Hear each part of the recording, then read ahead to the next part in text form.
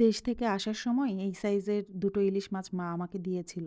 তার মধ্যে তো একটা খাওয়া শেষ অলরেডি, আর একটা রেখেই দিয়েছিলাম আমি। যে পহেলা বৈশাখে এটা প্রিপারেশন করব। কারণ আমাদের এখানে আসলে রুই আর পাঙ্গাস ছাড়া কিছুই পাওয়া যায় না। সো এই মাছটা আজকে আরকি এই মাছটা দিয়েই আমি সর্ষে ইলিশ করব। তো সর্ষে ইলিশের ক্ষেত্রে এই ইনস্ট্যান্ট কেটে যদি রান্না করা হয় সেটার টেস্টটা আসলে বেশি বেটার হয়। তো এই তো আ আমি সেটা আরকি কুটাকাটি করতে লেগে গেলাম।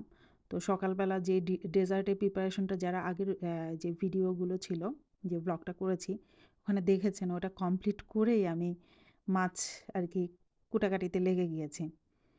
তো আমি অ্যা উম কেটে জাস্ট রেখে দিব। রেখে মানে হলুদ লবণ মাখিয়ে রেখে দিব। তারপরে বাদবাকিটা চিন্তা করছি যে ফ্রেশ হয়ে করব। কারণ সকালে উঠেছি তো খারাপ লাগছে, মানে এমনিতেও তো শরীরটা ভালো না আসলে। আর যেটা হয় দেশের বাহিরে আমি যদি না করি বেবিও কিছু জানবে না। মানে কেমন জানি লাগে। আর পহেলা বৈশাখটা না আমার জন্য মানে মানে আমার খুবই পছন্দের একটা occasion। যে মনে হয় যে এই একটা মাত্র occasion যেখানে মানে সব বাঙালিরা একসাথে হয়। সার্বজনীন অনুষ্ঠান বলতে যেটা বুঝায়। এটা না এই বাহিরে থেকে না ওইভাবে ফিল করা যায় না। সো ঘরের মধ্যে আমরা জাস্ট ফিল করছি এই আর কি ব্যাপার। তো এই তো মাছ কাটার চেষ্টা করছি আমি। তো আমি এর আগেও কেটেছি আসলে। সো ওইরকম কোনো প্রবলেম হয়নি। তো এইভাবে মাছ আ কাটলে আমার কাছে মনে হয় যে এটা সুবিধা বেশি এবং তাড়াতাড়ি করে কাটা যায়। তো মাছ কুটাকাটি শেষ করতে গিয়ে দেখি কি মাছের ভিতরে না ডিম আছে। ডিম দেখে এত খুশি আমরা। কারণ ডিম আমরা সবাই অনেক পছন্দ করি। এই দেখেন কত বড় একটা ডিম পেয়েছি। তো যাই হোক ফাইনালি এই যে আমাদের মাছ কাটা শেষ। এখন আমি জাস্ট শাওয়ারটা নিয়েছি। শাওয়ার নিয়েই মাছ আর কি ভাজবো, যে কয়টা আর কি আমি সবগুলো আর আসলে করিনি। জাস্ট ৬ পিস মতো আমি ২ পিস ভাজবো আর বাদবাকি ৪ পিস আর কি সর্ষে ইলিশ করব। তো এই কারণে ভেজে নিচ্ছিলাম। তো সর্ষে ইলিশের ক্ষেত্রেও আমি ভেজেই নেই। তো ঐরকমভাবেই সবকিছু ভাজছিলাম আর দুটো খুব ভালো মতো আর কি ফ্রাই করছিলাম ভেজে খাওয়ার জন্য আর কি। তো মাছটা যেটা হয় ও আমার হাজবেন্ডও খেতে চায় না। ও কাটার জন্য ভয় পায় প্রচুর।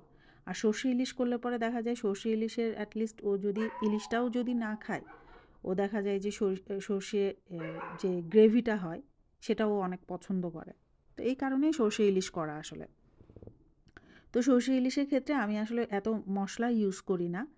জাস্ট খালি তেলের উপরে একটু কাঁচা মরিচ দিয়েছিলাম আর কি বলে কালো জিরা দিয়েছিলাম আর শুকনা মরিচের গুঁড়া, হলুদের গুঁড়া, এই ব্যাস এতটুকু দিয়ে জাস্ট হালকা একটু মানে কষিয়ে নিয়েছি। হলুদের স্মেলটা যেন চলে যায়। নিয়ে এই ফিশগুলো আর কি যেগুলো ভেজে রেখেছিলাম সেটা দিয়ে দিলাম।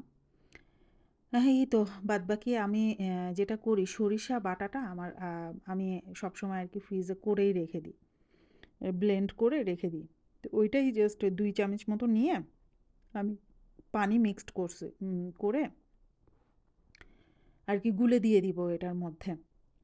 এই আর তো কিছু না, মানে আর এখানে আসলে মনে হয় না আর কোনো মসলা দেওয়ার দরকার আছে। জাস্ট একটু লবণটা দিলাম। দিয়ে বাদবাকি সরিষার যেটা গুলে রেখেছিলাম সেটা দিয়ে দিলাম। এই তো হয়ে গিয়েছে।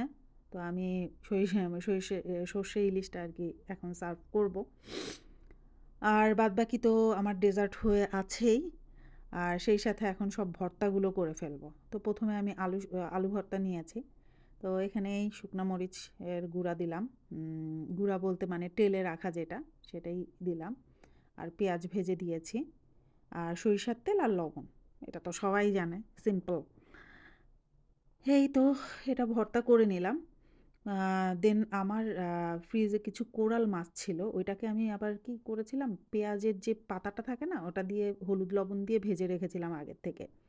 তো ওইটাই নিয়ে আমি এটার মধ্যে জাস্ট কাঁচা পেঁয়াজ আর মরিচ, সরিষার তেল, লবণ দিয়ে মেখে নিয়েছি। তো একটা মাছ ভর্তাও আর কি হলো। দেন হঠাৎ করে মনে পড়ল যে আমার ফ্রিজে সবথেকে মজার একটা জিনিস আছে, এই যে সেটা। এটা হচ্ছে বালাচাও এবং খুবই মজার। যাদের মানে যারা আর কি এটা নিতে চান আপনারা অর্ডারও করতে পারেন। আমি স্ক্রিনে অলরেডি দেখিয়েও দিয়েছি। এটা মং শুটকি ঘর থেকে নেয়া এবং আসলে এটা কি বলবো, এটা হচ্ছে আমার পরিচিত এক দিদির পেজ। কক্সে যখন ছিলাম তখন তাদের সাথে পরিচয় এবং খুবই মজা। এবার আসার সময় নিয়ে এসেছিলাম। তো আমি ওইভাবে আসলে খেতে পারি না, কারণ আমার অ্যালার্জির প্রবলেম আছে। বাট এটা আসলে না লোভ সামলানো যায় না। আপনি তখন দেখা যাবে ওষুধ খেয়ে হলে পরেও এটা খাচ্ছেন। আর এত মজার বালাচাও আমি জীবনে সত্যিই খাইনি। তো যাই হোক, এখানে আর কি পেঁয়াজ, মরিচ, সরিষার তেল, লবণ দিয়ে এটা মাখিয়ে ফেললাম। তো এই ছিল।